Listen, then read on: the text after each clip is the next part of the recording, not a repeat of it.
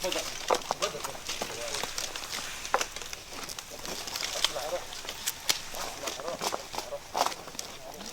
على النبي. امشي امشي امشي امشي. صلاه على النبي صلاه على النبي. النوار هابط.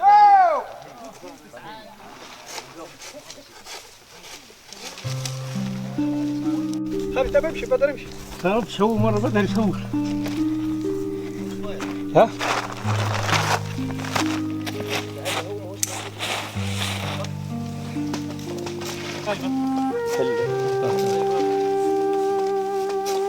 هاي حميد هاي حميد.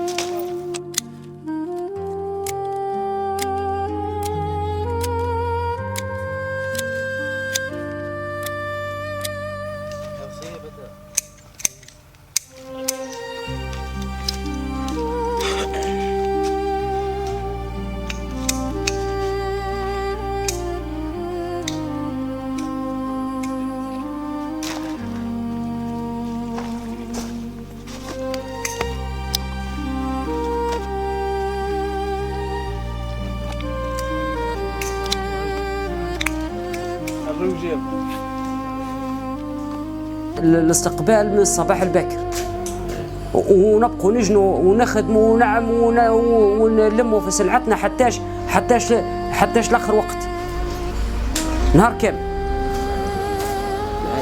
العائلات كامله، والجار يعاون في جاره، والخو يعاون في خوه، وولد عمي يعاون في خوه، والناس واحد يذبح يجيب في العلوش يذبح، والناس طيب في الكسكسي، والطيب يعني عرس احتفالات، وكان شايخ. ورغم من ان الوضعيه قدام الاسوام اقل من هيك، واقل انتاج واقل كميه.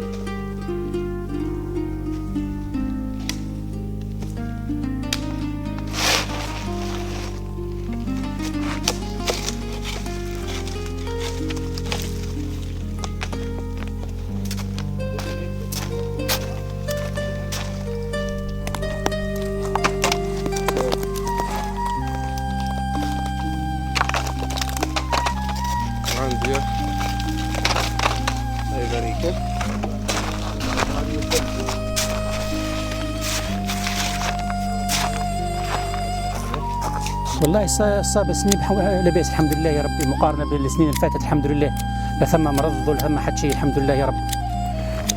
لكن عندنا مشكله واحده، هي مشكله الترويج. صراحه السنين مشكله الترويج هي العائق الوحيد. ما ثماش لا ترويج ولا تو ما ثماش حتى حاجه يعني واضحه. حتى التمر يهزوا فيه بصمامه بصراحه بخس. نبداها من تلقيح، يعني نقول للذكار. اول شيء ساعه التسميد، هذاك التسميد تكلف النخله، تكلف اقل شيء 15 هنا التسميد برك هيك. بعدها يجي تلقيح نقولوا الذكار. بعد الذكار يجي موسم نقول له موسم التعديل، نعدلوا فيه، نهبطوا فيه، ندلوا العراجين يبدأوا مدليات. وبعدها يجي موسم ننظفوا النخله تجريد وكذا ونكبسوا العراجين. ثم بعد يجي موسم الغلاف، والاخر شيء يجي يعني موسم القطع، جاني نقولوا جاني.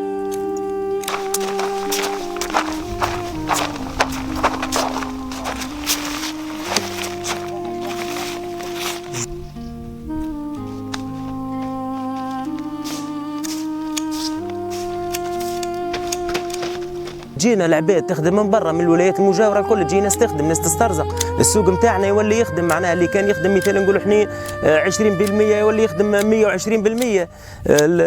كل شيء يتحرك، حتى سوق المواشي كل شيء يتحرك، ثم دوره اقتصاديه، ثم الحوانت نتاعنا تولي تخدم، كل شيء يخدم. اما بالطريقه هذه قاعدين راهو ثم بصراحه بصدق معناها احنا نمشي في الجانب الايجابي، معناها يلزم العباد الكل تفيق باللي راهي الدقله هذه راهي مورد رزق للناس الكل. تحركت الدقله كما الزيتون كما الغله الاخرى، راهو يتحرك الشيء، تتحرك الفلاحه في تونس، راهو الاقتصاد يطلع.